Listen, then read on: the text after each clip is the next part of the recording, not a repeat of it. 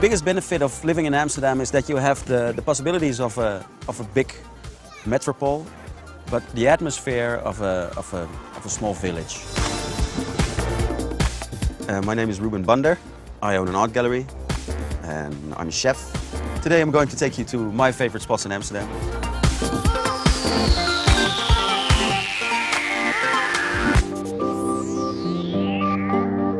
We are standing on the southern church tower. And behind this tower I grew up, and the house right over there is my parents' house, it still is. And now I live like 100 meters that way.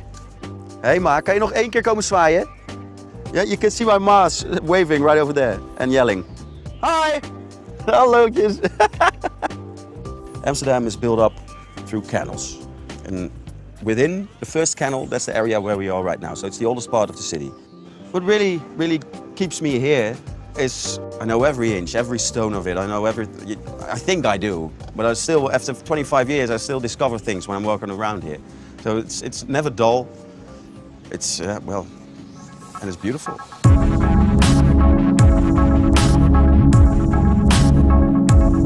Well, we are now in the center of the Newmarket area, the actual Newmarket. You can see it's one of the oldest parts of Amsterdam. If you look at the houses and everything comes together here. And now we're gonna have my first coffee of the day. We're gonna do that at Latijs, my favorite coffee bar. It's just around the corner. So let's go. You have the best coffee in Amsterdam. You can have that here. You can have very nice sandwiches and fruit juices and everything. And the fun fact is that you can buy everything here, what you see. So this vase or this table or this chair or all the lamps that you see on top of the ceiling, and everything is for sale. This is one of the most beautiful parts in Amsterdam because of the diversity. With lots of shops for clothing, coffee bars, sandwich shops, and it's Chinatown as well. There's happening stuff here all the time. It's fun.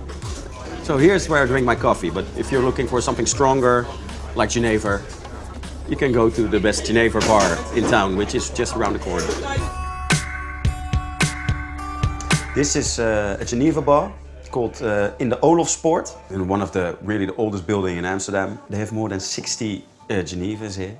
So in combination with this old building, to drink this really old classical Dutch distillate is, well, it's fun. It's nice to drink it in an environment like this, like a brown cafe, where nothing really has changed for the past 400 years, except for electricity and stuff.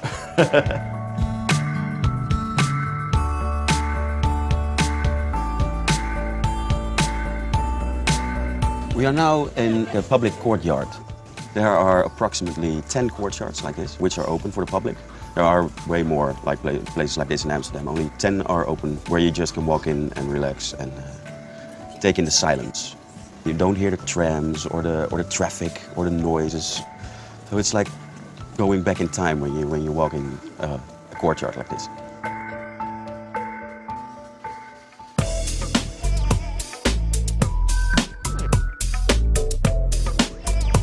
We are now here at an old steam mill factory. They have built a cultural center in it. So you have theater, you have exhibitions, you have a very nice restaurant, cafe, some kind of supermarket dish. You have a beach, a city beach. It's really nice.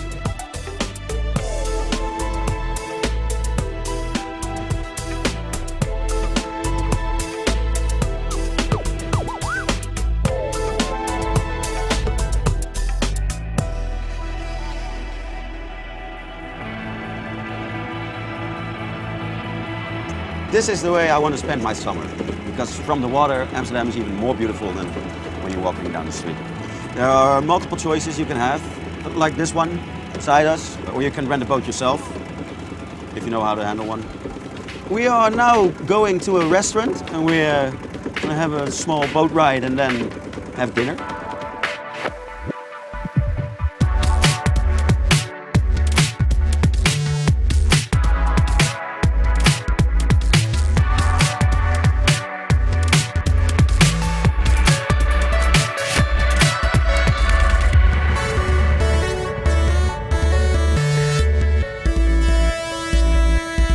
The restaurant Ram Island is a former illegal broadcasting island. It lasted for a month, and then it had been rusting for 40 years in the North Sea. And then they dismantled it and put it back together here in Amsterdam. It's a really nice, easygoing, French-orientated restaurant. Food is good, it's not too expensive, and the view is amazing. After we're done eating, we're going to the Club Trouw, which is, I think, the best club in Amsterdam. It's in an old building where they made newspapers until 10 years ago or something. Then it was empty for a couple of years, and then they built a club in it. It's big and it has the same atmosphere as Remeiland. It has its raw edges. And well, during the Amsterdam Dance event in October, if you go there, you have the biggest headliners. I can recommend it. If you want to get to know Amsterdam, take a week. Not a day or 2 days, just come by and have a good time. So I'm going to have a party, and maybe I'll see you at the Trouw.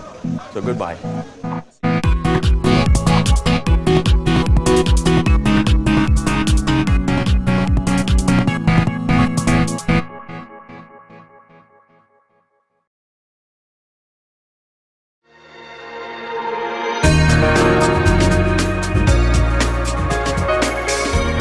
The other day I was in Florence walking on the street, which I'm doing every day, but suddenly I realized, wow, I'm in Florence. That's what Florence is giving to me. Everything amazes me a little bit more.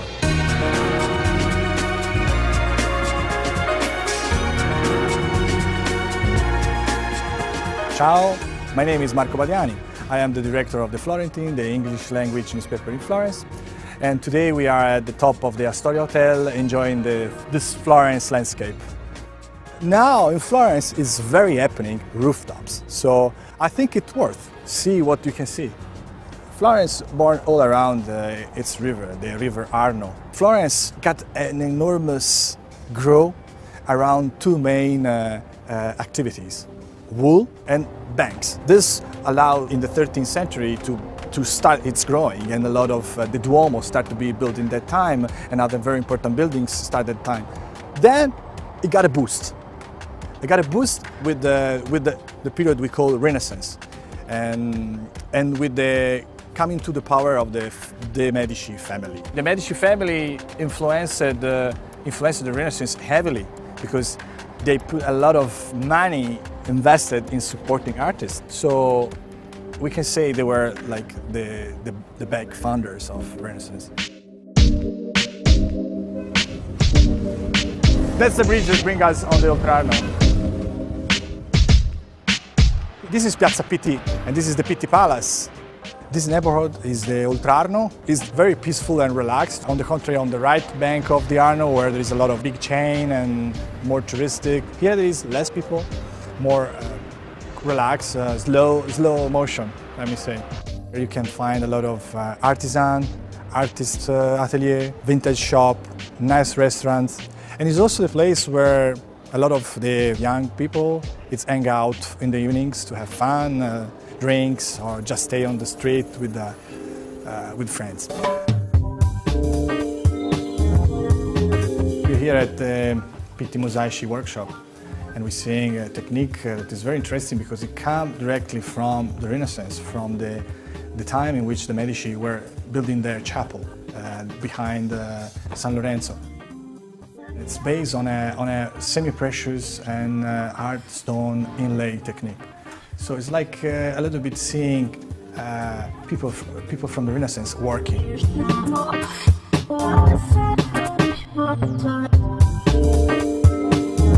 So this is a kind of workshop you can find in Oltrarno, where you can still find the real production of shoes. So if you have strange food or strange taste or luxury taste, you can bespoke your shoes, and they handmade. They take the shape of your foot, keep in archive, so it will be always for you. And you decide the leather, the color, the shape, what you want, and you have your unique pair of shoes. This is really something Oltrarno style.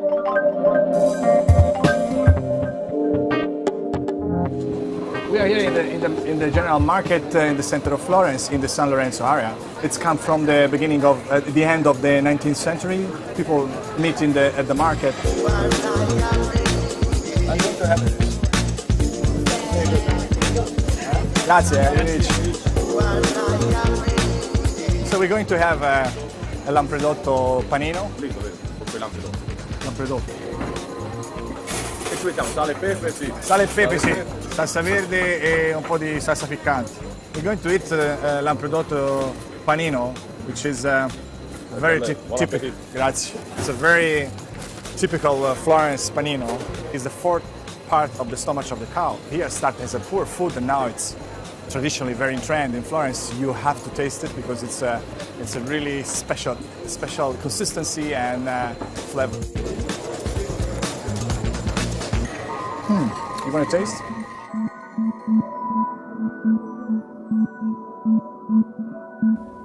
Here we are inside the Santo Spirito, a church designed by Filippo Brunelleschi. It was maybe one of the first building built starting from a floor plan, and because Filippo Brunelleschi, we can say,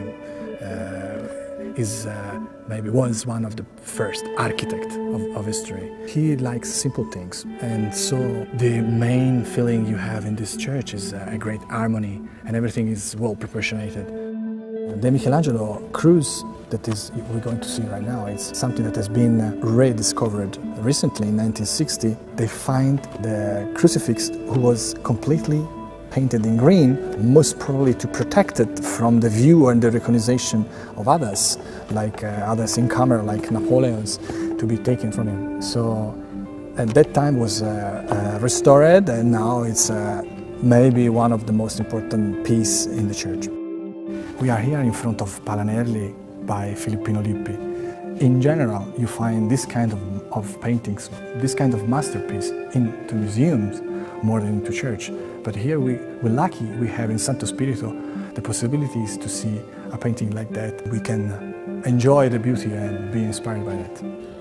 Everybody can come to Santo Spirito. It's a church. In Italy, all the churches are open to public. They can come and visit and enjoy the masterpieces.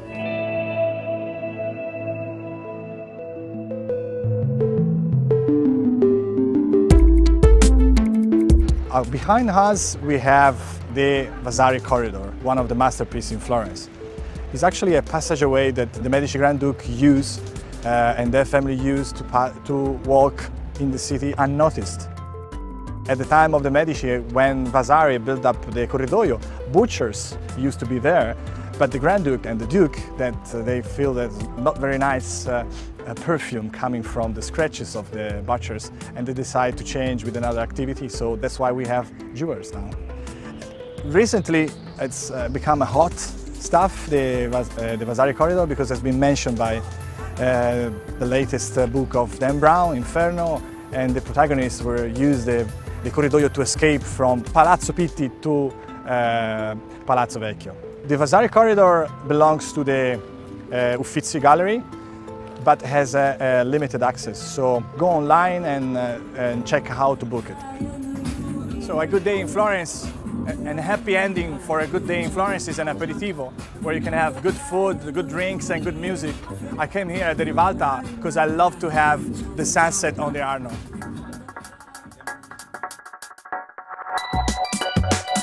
The aperitivo is like an happy hour, but with food. So you have a fantastic drink with a buffet, you can enjoy pasta, sandwich, etc., etc. And you can have in Florence in many bars, every corner of Florence offers different aperitivo. It's a very nice night out you can have with your friends.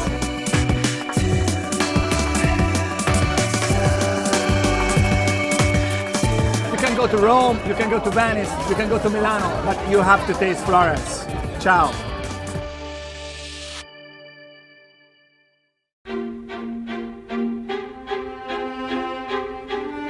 The first time I came to Paris, I was a student. I just came for the weekend and I didn't really know what to expect, and I fell in love with it immediately. The streets, the cafes, the atmosphere, it really spoke to me, and I thought, maybe I was French in another life. And that's when I knew that I would live here one day, somehow, at some point in my life, and life did bring me here.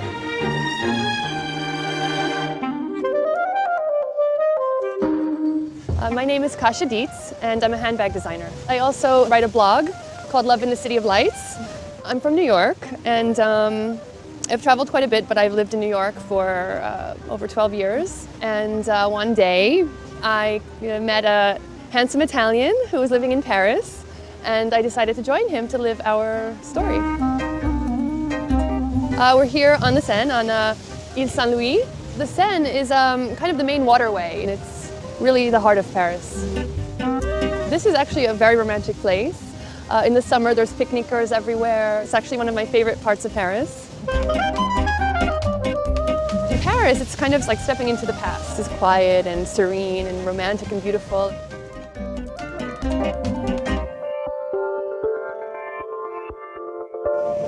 We're now at the Marché Saint-Ouen, which is actually the largest flea market in the world. We're at the Vernaison, which is the oldest of the markets. Out of the 15 that are here, this one has the oldest treasures. This market's very known to have a mix of various items, making it one of the most traditional markets. There's all sorts of treasures to find in the 3,000 some odd stalls and shops that are here. You could spend your day lost amidst all this history and all these beautiful antiques.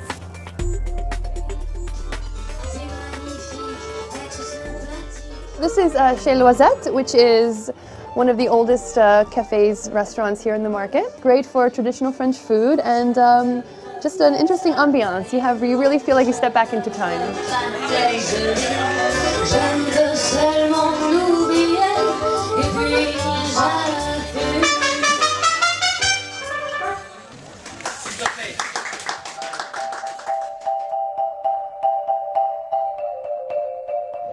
We're now in Place de la République. It connects three great neighborhoods of Paris.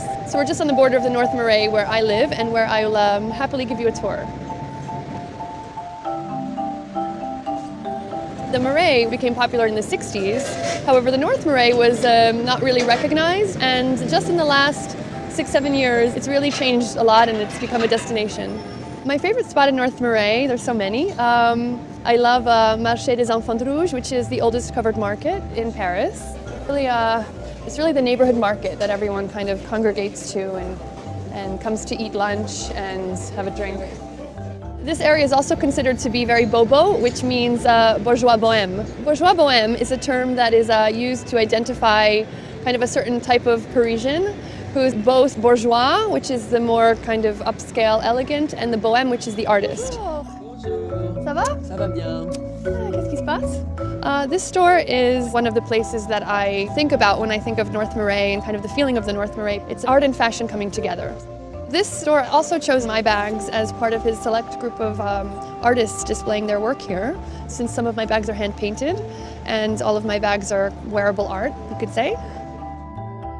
We're now at Merci, which is a great concept shop in the North Marais. They created a little world here.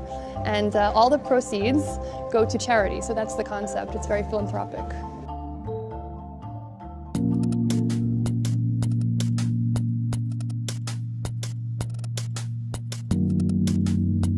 We're now at the Fondation Henri Cartier-Bresson, who's one of the most recognized French photographers and also the father of photojournalism. And we're here which was once an atelier, which is now the home of all of his work, which he opened the year before he passed away.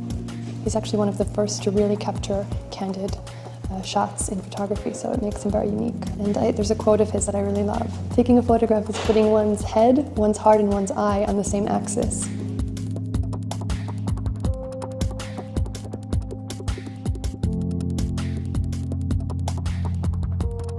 So Paris is the city of love for many reasons. The architecture, the buildings, it kind of speaks of these stories of history, and it's actually embraced to walk with somebody, and it has a setting for romance.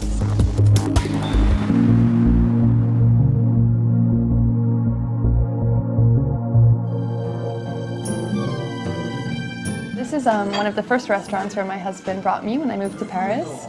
So I have great memories of it, and we like to come here often for romantic evenings.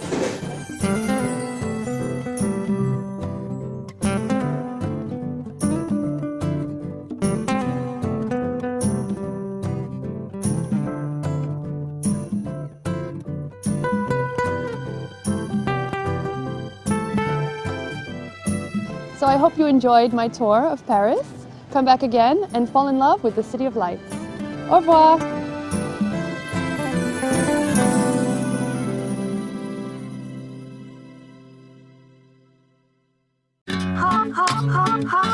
St. Petersburg is definitely not like any other city in Russia. It is very special. It's so European from one point of view, and at the same time it keeps its Russian soul. My name is Anastasia, I'm a film director. I work on the local TV channel here. We're discovering the city every day. We are shooting the stories about the city, about the characters of the city, and I hope I can share some of these stories. Rooftop is a special thing for anybody who lives in St. Petersburg. We all are striving to get to the rooftop and see the city from this bird's view. And well, there are many rooftops that are hidden, like you don't know the ways, but everybody has its own way. On the way to the roof, there are always some discoveries. You never know what you're going to find there.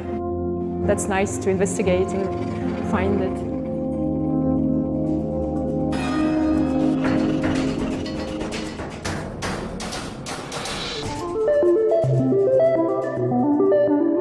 This roof where we are now, this is Loft Project Etages. We're having a beautiful view from here to the center. I think if somebody wants to have a date, then the guy will ask the girl to go to the rooftop because you can see the whole city from there. It's an unusual view. You can ask locals, maybe somebody will tell you its own secret roof and show you the way. I mean, you have to experience it. It's something to do here. This city still has the reflections of the Soviet Union time. You still can feel it. Now it's a new age, so you can feel both of it. You can feel the history that was during the Bolsheviks' time. You can feel the history of the Tsar's time. And now the new generation came. It's more like European, they're more liberal, they're more open to new ideas.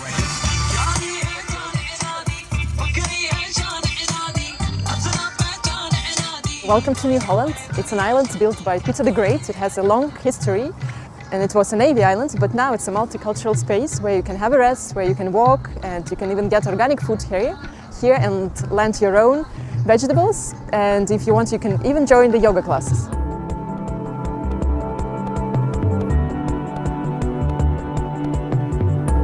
Another special thing to do is to see the city from the river view. You can choose the boat that you prefer, but we decided to skip the touristic boat and come to a charter boat.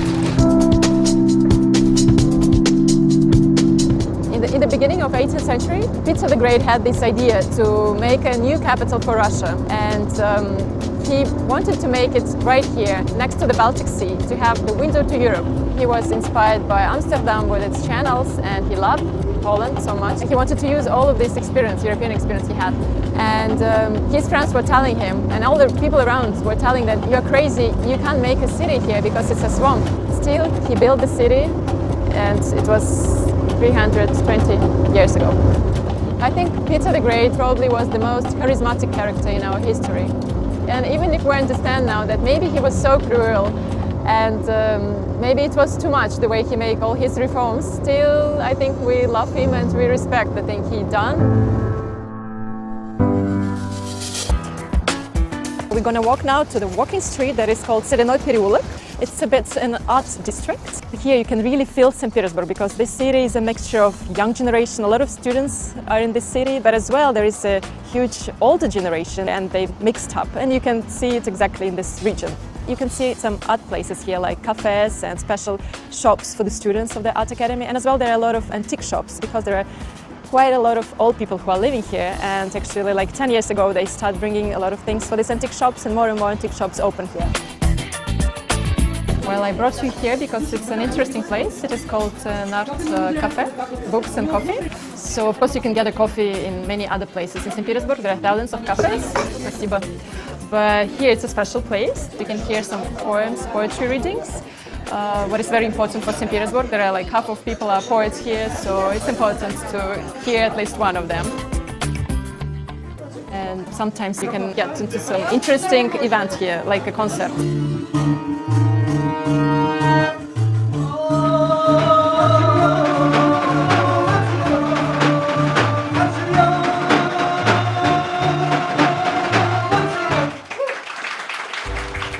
Another reason to come to this area is to see one magic yard. The walls and the benches and the playground are made from mosaics here, and you can find some familiar mythological characters and as well the characters from the fairy tales. And if you really want to see it, it's on Tchaikovsky Street.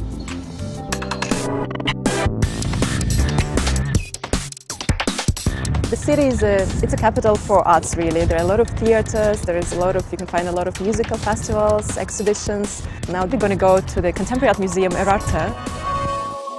Because I work on TV and we're making an art program as well, I visited most of the museums in the city, and I think this one is probably the most amazing. Besides the Hermitage, you definitely need to come to this place and see it. This installation is called Krakow Worm. It's just giving you so much ideas of what it can be. For me, it could be the worm of time that is taking everything on its way and destroying everything.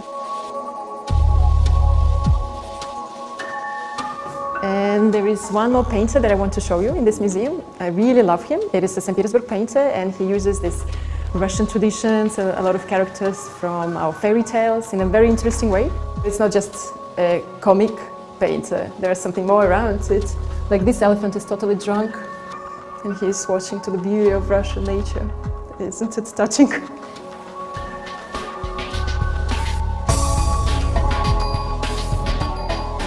The location of St. Petersburg is very in the north, and that's why we're having this phenomenon of white nights, when the sun really doesn't go so deep down the horizon, and maximum we're having a dusk. During the white nights we forget about all the rest of the time. It's just time to really enjoy the city and the city's life. So we are at Rubinsteiner Street, and it's just around the corner of Nevsky. And it's a very cozy street to walk in the evening, and there is everything that you might want to do in the evening. But today we are going to an interesting and nice bar. Let's check it out.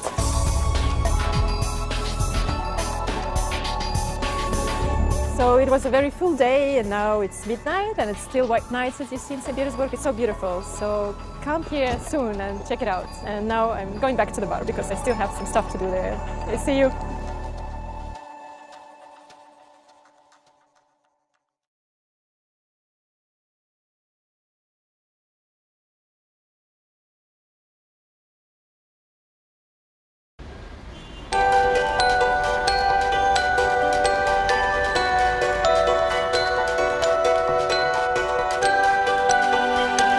If you look at Korea and the history of Korea, just 60 years ago, the country was basically in ashes. But in just the short span of 60 years, they've kind of risen from the ashes and have become one of the world's biggest economies and producers of electronics and pop culture. And so I think that says a lot about the character of the Korean people, that they're very resilient and they're very hardworking.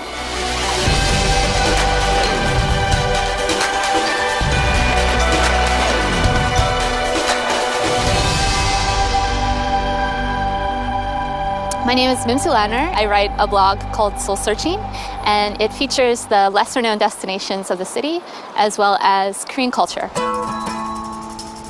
I know that I can wake up every day and walk out and find something that has changed about the city. It's constantly changing and it's constantly evolving.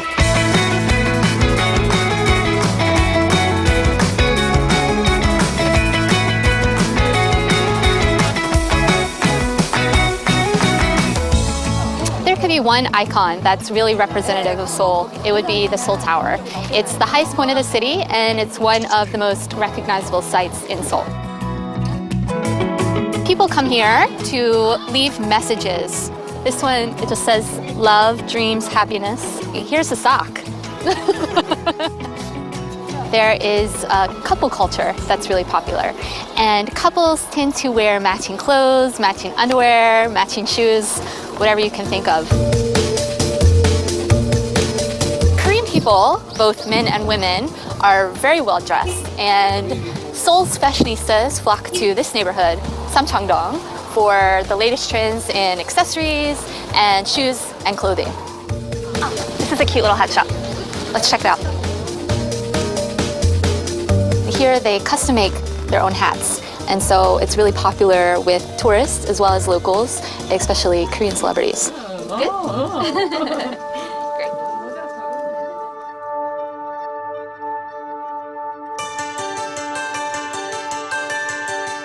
Even though Seoul is one of the world's biggest cities with over 10 million people living here, you can still kind of experience this traditional side of it and a quieter side.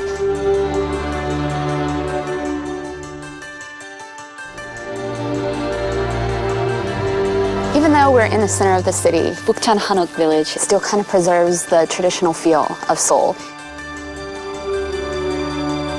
After the war, Koreans were just very eager to build back Seoul. They started building these big concrete apartments and businesses, and they just tried to hurry along. So in a way, they kind of forgot about their traditions and their history because they were so focused on moving forward. Nowadays, the younger generations are beginning to take an interest in their past. They're coming to areas like Bukchon Hanok village, and they're seeking ways to reconnect with their culture.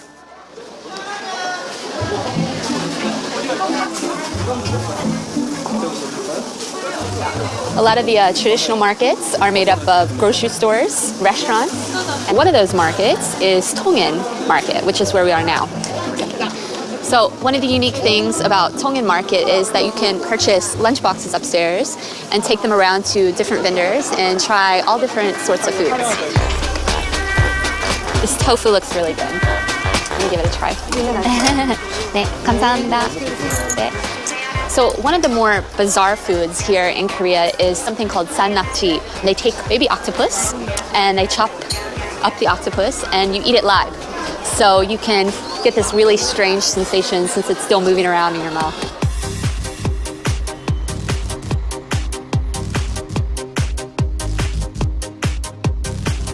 I've read in some places that Koreans actually sleep a lot less than people in other countries. Seoul is definitely a 24-hour city. No matter where you go, you can find some sort of facility that's open at all hours of the day. Usually when Koreans get off work, they don't really go home. They go out to restaurants because their apartments are quite small, and also restaurants kind of play an important role in business transactions and building relationships. This restaurant, Gawi, is really unique because there aren't any chairs and there's only one thing on the menu, and that's galbi, which is marinated ribs. But I got here a little late and they are totally sold out of meat. We were fortunate enough to meet these lovely gentlemen, and they're giving me the last piece. The most important person gets the last bite, so I feel very privileged. Oh, thank you so 감사합니다. Oh, you to be okay? That's good? Okay, thank you.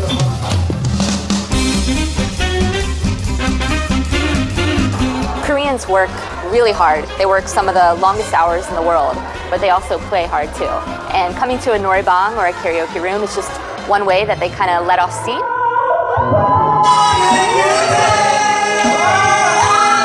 Well, I think the alcohol helps. Usually this is not where they begin their night out. This is usually like the third or the fourth round. So,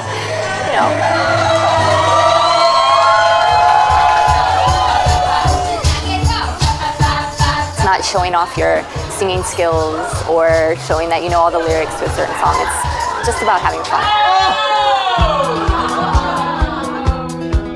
Many people agree that South Korea's best resource is its people. The people make me feel more at home. It can feel like it takes a while to warm up to a Korean, but once you're friends with a Korean and once they've kind of accepted you into their life, they're friends for life. And some kind of supermarket dish. You have a beach, a city beach. It's really nice.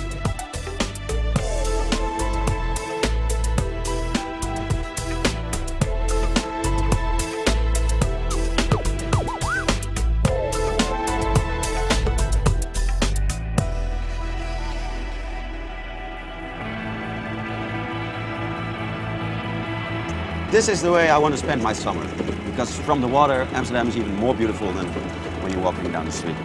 There are multiple choices you can have, like this one beside us, or you can rent a boat yourself, if you know how to handle one. We are now going to a restaurant, and we're going to have a small boat ride and then have dinner.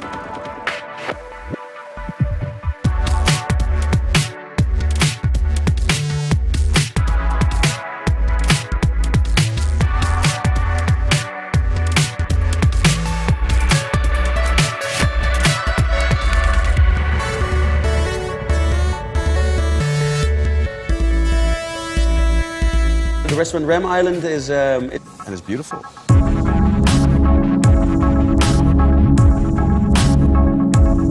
Well, we are now in the center of the Newmarket area, the actual Newmarket. You can see it's one of the oldest parts of Amsterdam. If you look at the houses and everything comes together here. And now we're gonna have my first coffee of the day. We're gonna do that at Latij, my favorite coffee bar. It's just around the corner. So let's go. You have the best coffee in Amsterdam. You can have that here.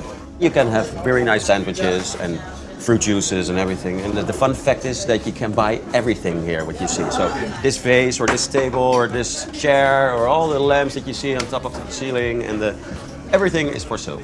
This is one of the most beautiful parts in Amsterdam because of the diversity. With lots of shops for clothing, coffee bars, sandwich shops, and it's Chinatown as well. There's happening stuff here all the time.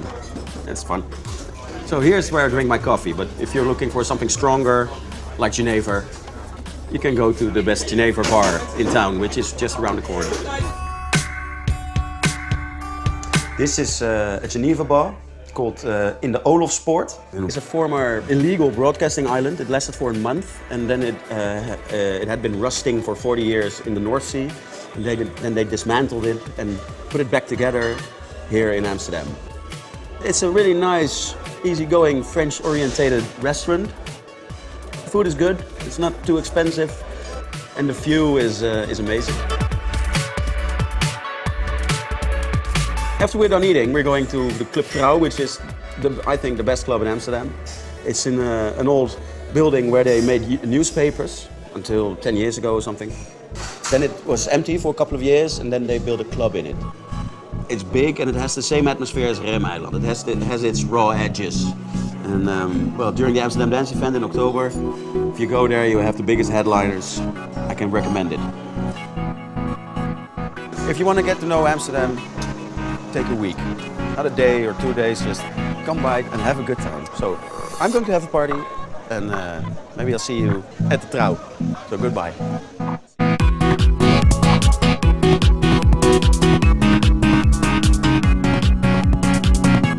One of the oldest building in Amsterdam. They have more than 60 Genevas here. So in combination with this old building, to drink this really old classical Dutch distillate is, well, it's fun. It's nice to drink it in an environment like this, like a brown cafe, where nothing really has changed for the past 400 years, except for electricity and stuff.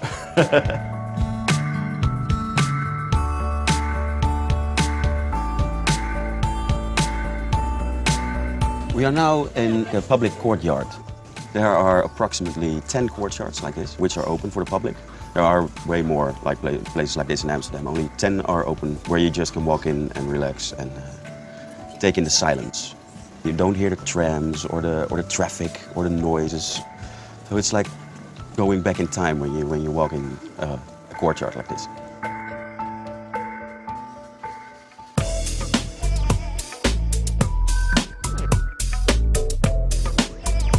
We are now here at an old steam mill factory. They have built a cultural center in it. So you have theater, you have exhibitions, you have a very nice restaurant, cafe. The biggest benefit of living in Amsterdam is that you have the possibilities of a big metropole, but the atmosphere of a small village. My name is Ruben Bander. I own an art gallery and I'm a chef. Today I'm going to take you to my favorite spots in Amsterdam.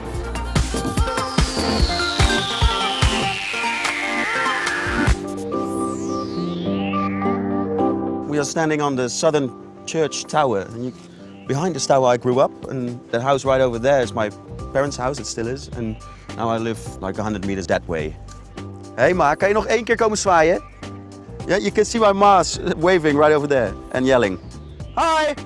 Hello kids! Amsterdam is built up through canals. And within the first canal, that's the area where we are right now. So it's the oldest part of the city. What really keeps me here is I know every inch, every stone of it. I know I think I do, but I still, after 25 years, I still discover things when I'm walking around here. So it's never dull. It's, well,